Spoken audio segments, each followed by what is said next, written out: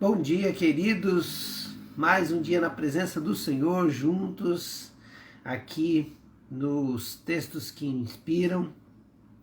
E hoje nós vamos ler a história dos magos que visitam Jesus, esses reis que vêm visitar o Salvador num tempo muito especial. Esse texto inspira porque ele fala de uma boa notícia, mas vem no meio de momentos tão difíceis. Não é porque uma boa notícia não está inserida num contexto de adversidade, né? Alguns queridos já chegando, bom dia Marlene e Egídio, Áurea, bom dia, e o Senhor esteja abençoando aí o dia de vocês, orando aí por esse tempo especial na vida de cada um. Dia 22 de dezembro, perto já do Natal, temos mais 2 dias aí e já estamos no Natal e a gente está juntos, né? Vou caminhar aqui com vocês nesse texto de Mateus 2, né? Hoje nós vamos pensar do versículo 1 até o 12, né? Mas amanhã vamos conversar sobre a fuga para o Egito e a volta para Israel, né, do seu povo, de Jesus, né? Jesus volta para Israel, mas hoje eu quero pensar na visita desses magos, né, e o que representa essa história, né, para nossas vidas, o que a gente pode tirar de lição para isso, né? Muito bem, fazer a leitura então de Mateus 2, do versículo 1 ao versículo 12. Depois que Jesus nasceu em Belém da Judéia, nos dias do rei Herodes, magos vindos do Oriente chegaram a Jerusalém e perguntaram: onde está o recém-nascido rei dos judeus? Vimos a sua estrela no Oriente e viemos adorá-lo. Quando o rei Herodes ouviu isso, ficou perturbado e com ele toda Jerusalém. Tendo reunido todos os chefes dos sacerdotes do povo e os mestres da lei, perguntou-lhes onde deveria nascer o Cristo. E eles responderam: em Belém da Judéia, pois assim escreveu o profeta.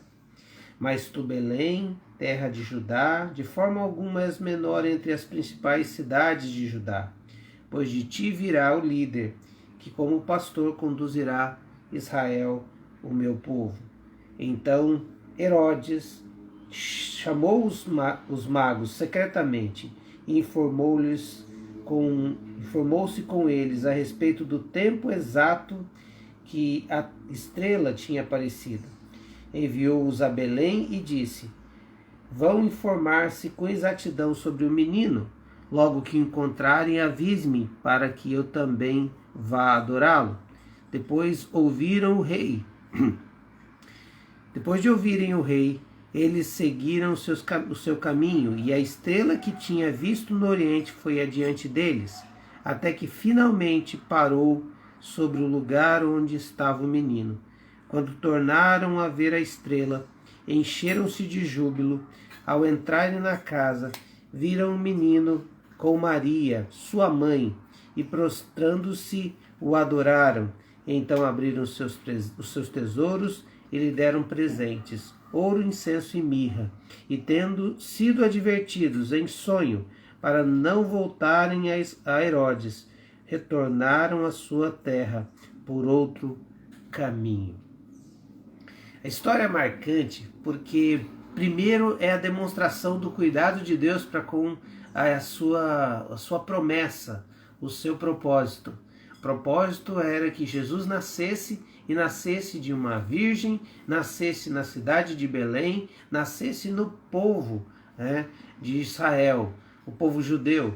Esse era o propósito do Senhor, para que do povo que ele construiu lá de Abraão, né, Isaac, Jacó, e traz as leis por Moisés, depois dá um rei segundo o coração, que é Davi. Os profetas então anunciam Jesus, o Messias, e há uma expectativa da vinda do Messias, e chega a plenitude dos tempos, a plenitude onde Jesus viria. E esse momento importante não é marcado por pompas e circunstâncias e nem não é marcado por adversidade. A presença de Jesus, a vinda de Jesus, não foi marcado por um tempo de paz e tranquilidade. Não, muito pelo contrário. Ele vem em meio a um caos político, um caos institucional de Israel, porque os judeus estavam cativos do Império Romano. O Império Romano não levava cativos, ele sim mantinha um domínio sobre a terra dos seus dominados, e por isso Roma estava em Israel e estava em Jerusalém, e havia um domínio, e havia então um controle. Herodes era um rei judeu, mas que era comandado pelo César, pelo imperador. Este era o quadro. E quando os magos então veem uma estrela, um sinal de Deus, porque Deus está no comando da história e queria guiar esses magos para que eles adorassem, assim como revelou a vinda de Jesus aos pastores, e provavelmente há uns 2 anos atrás dessa cena, porque quando a gente lê o Evangelho, a gente não lê ele cronologicamente, a gente lê ele numa perspectiva do autor. Mas essa cena dos magos acontece quase 2 anos depois. Esse menino devia estar entre essa idade de 2 anos. Então, depois da cena dos pastores que foram adorar, agora é a vez dos magos. E os magos então chegam já com um toque especial. Eles estão seguindo uma estrela. E essa estrela vai conduzir até o Salvador, Deus usando o cosmos, Deus usando a natureza para revelar o seu Filho. Magnífico, maravilhoso, poderoso, um Deus que não perde o controle da situação, ele não faz improvisos na cena, a cena já está marcada e ele sabe muito bem o que fazer nesse palco, nessa atuação. Deus então conduz esses homens até Jerusalém, e quando eles chegam em Jerusalém, eles fazem uma pergunta que traz um pavor, não só no rei, mas também em toda a cidade de Jerusalém. Onde está o recém-nascido rei dos judeus? A pergunta foi feita para o rei Herodes, e o rei então entra em parafuso. Alguém está tomando meu espaço, alguém está tomando meu lugar, alguém vai tomar meu trono. E aí ele quer saber.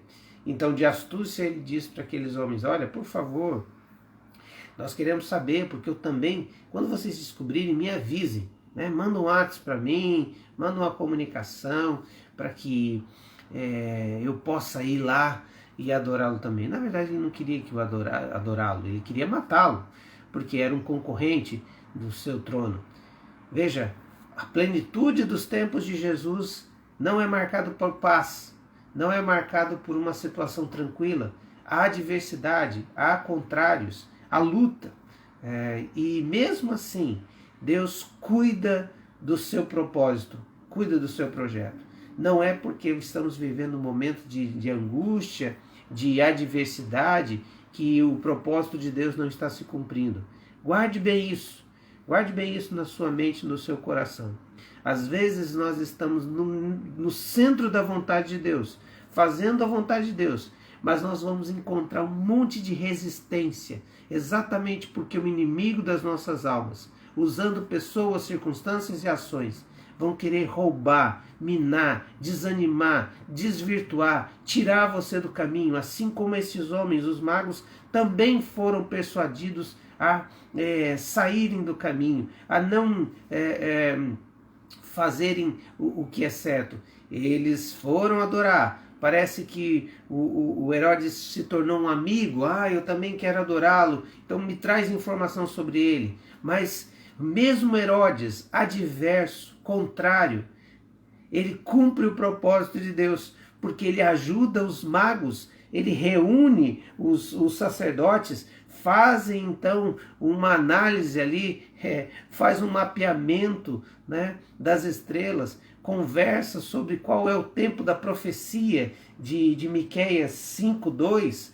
Então, como é que isso vai funcionar? E ele mesmo, com os sacerdotes, dão aos magos a direção certa e correta. Não, ele vai nascer em Belém, não procure em outro lugar, pode ir diretamente para Belém.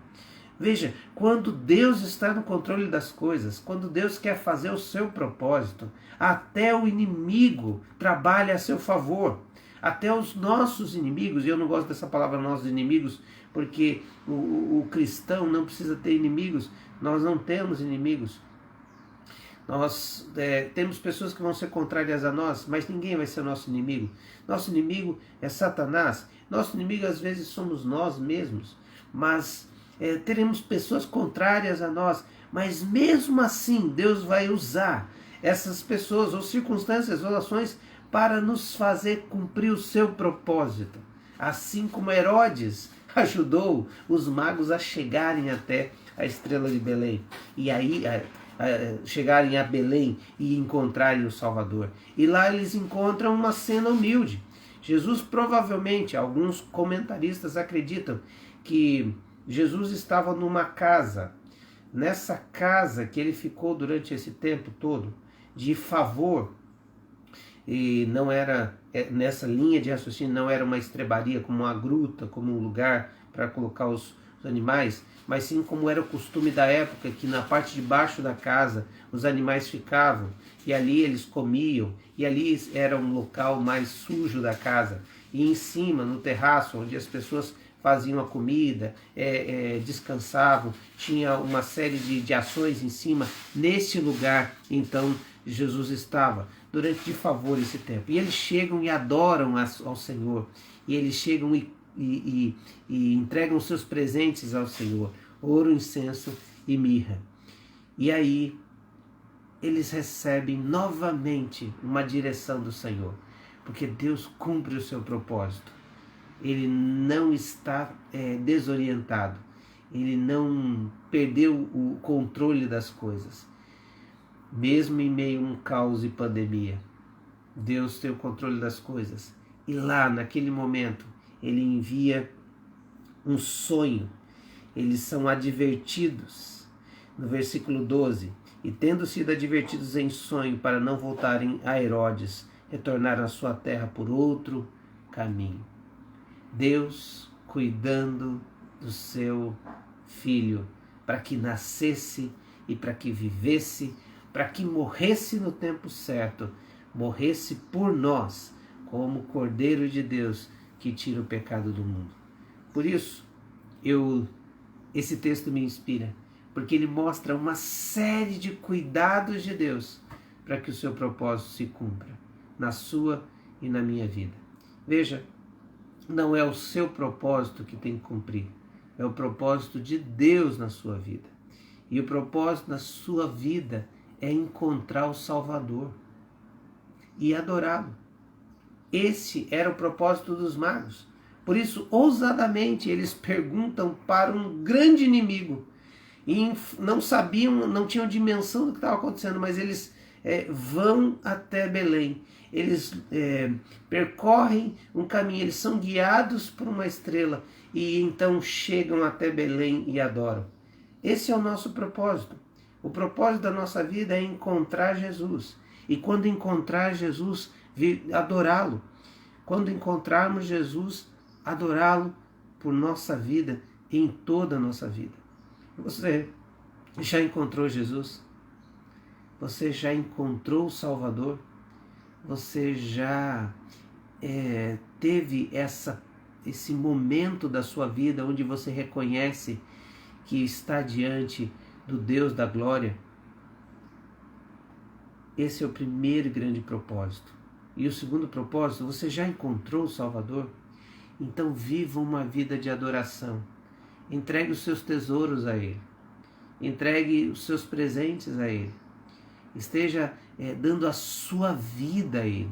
Hoje, Jesus não quer os presentes como a gente viu aqui, e nem queria na época, essa foi uma demonstração dos magos ali adorarem ao Senhor, mas Ele quer a nossa vida, Ele quer a nossa entrega, Ele quer o nosso coração. Esse é o maior presente que você pode dar ao aniversariante Jesus. Os presentes que você pode dar é a sua vida e a sua entrega e a sua adoração.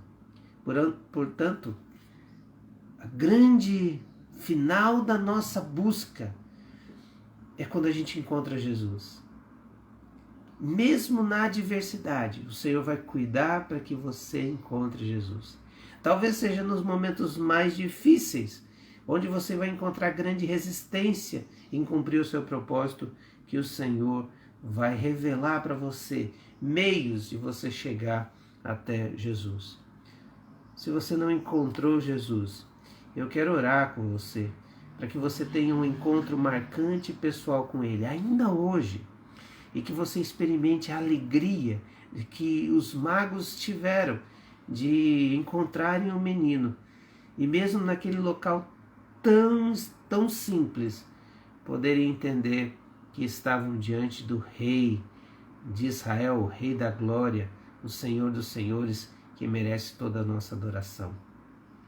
Que o fim da sua busca por felicidade seja Jesus. Que o fim da sua busca por propósito na vida seja Jesus. Que o fim da sua busca por prazer e sentir Jesus. Porque Ele é o fim de toda busca. E aqueles homens então saem realizados e voltam para suas casas com uma nova perspectiva de vida. O Senhor Deus cuidou de cada detalhe para que isso se cumprisse. Que isso aconteça na sua vida e na minha vida também, a cada momento. Que a gente possa viver uma vida de adoração, entregando o maior presente que nós temos, que somos nós mesmos, nossos dons, nossos talentos, nossa vida ao Senhor, para que Ele possa receber essa adoração. Amém? Muito bem, queridos. Deixa eu ver se eu tenho algum pedido aqui em especial hoje, né? Temos aqui muitos queridos com a gente que estão participando. Olha, a Tina está aqui com a gente hoje. Bom dia, Tina, Nani, Rosane, bom dia a todos. A Jussara, bom dia, Jussara, Noemi, a Raquel, esse povo todo aí com a gente.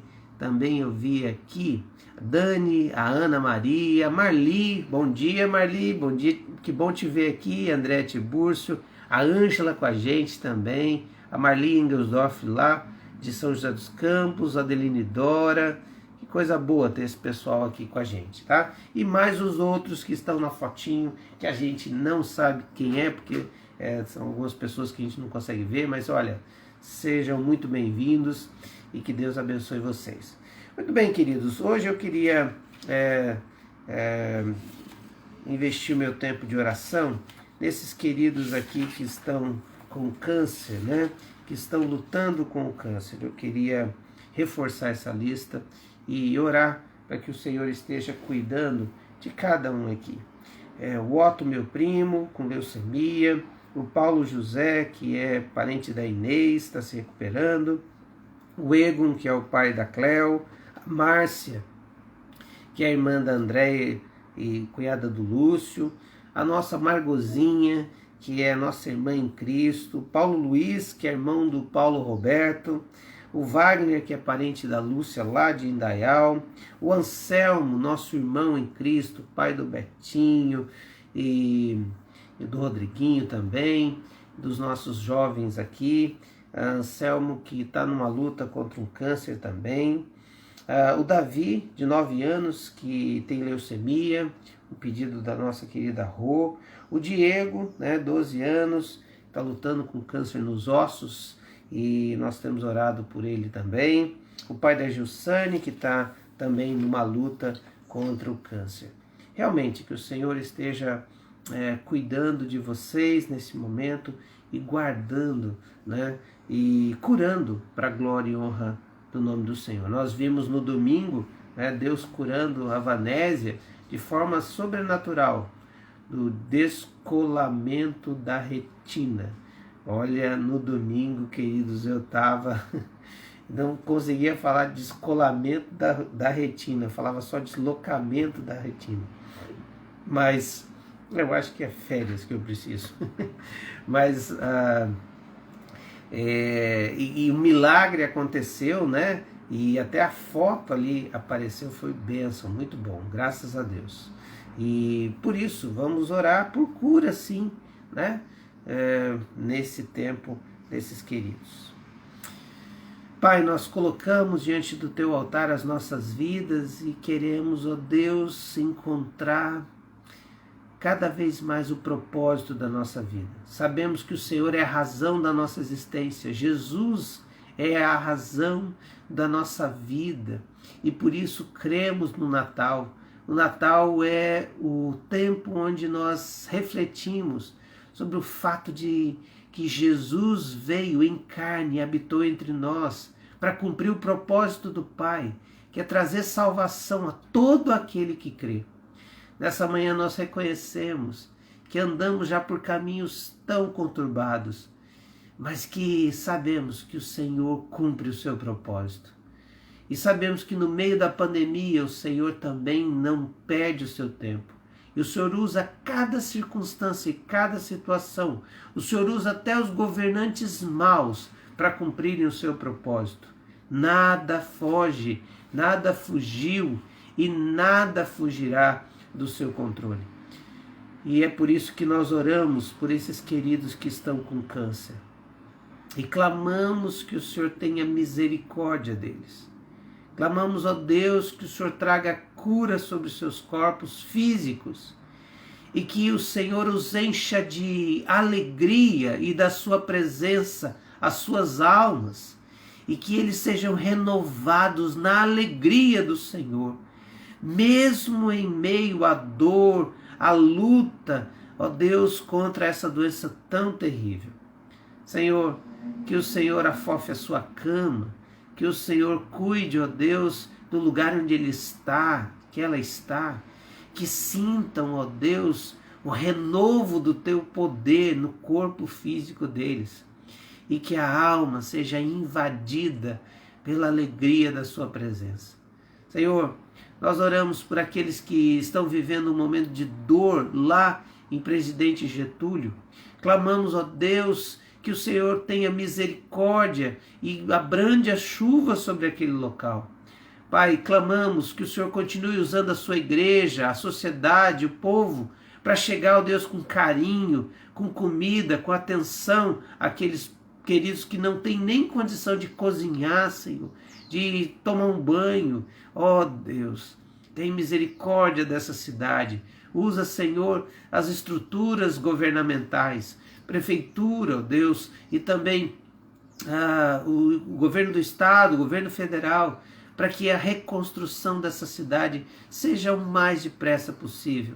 Ó Deus, que a água volte a correr nas torneiras, Senhor, que a energia elétrica volte, ó Deus, aos fios até chegar às casas, Pai, e que esse tempo, ó Deus, seja um tempo do Senhor curar o coração dessas famílias enlutadas e dessa cidade tão devastada.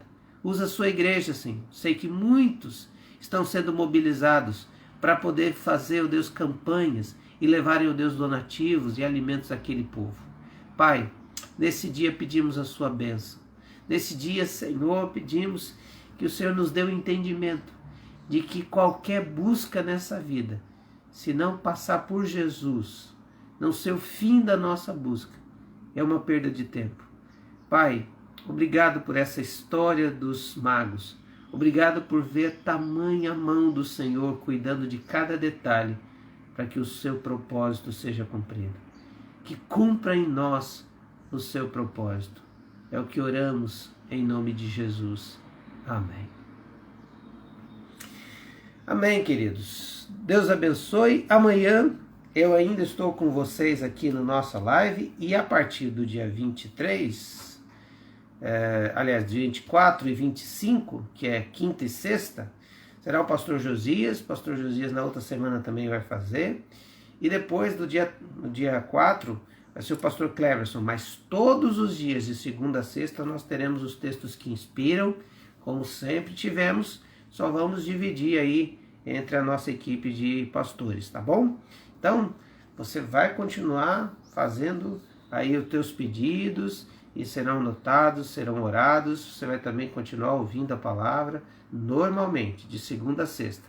Só que eu vou tirar um tempinho de férias aí, também eu e Cris. Tá bom? Ela também tá assim, tá no tempo, precisava dar uma descansada, começou o intervalo antes do que eu, né? As férias antes do que eu. Mas, queridos, estamos felizes por saber que a gente pode estar todo o tempo juntos nesse ano de 2020 que está se findando, né? Então, olha, espero vocês. Outra coisa importante, queridos, se você tem algum donativo, né?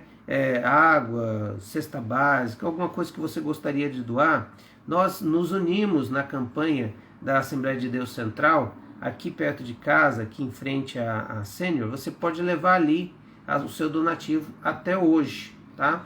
E também, se você quer, pode ser também na prefeitura, nos postos de coletas, né, queridos? Não tem problema nenhum, nós como igreja estamos nos mobilizando para abençoar essas pessoas. Nós não vamos lá fisicamente como igreja, né, como Igreja Batista Pioneira, mas nós vamos fazer o nosso máximo, né? Outras igrejas estão indo lá e nós estamos nos unindo, porque agora é a igreja de Cristo, tá bom? Então, isso é importante. Outra coisa, cultos não vai deixar de ter, tá? Domingo, das 10h30 ao meio-dia, não para, não tem intervalo, tá? Domingo vai ter culto, no outro domingo vai ter culto, sem problema, tá? Para você saber que não muda isso. A única coisa são as outras atividades que vão cessando, né, nesse período. Tá bom? Deus abençoe e até amanhã no nosso tempo dos textos que inspiram. Deus abençoe.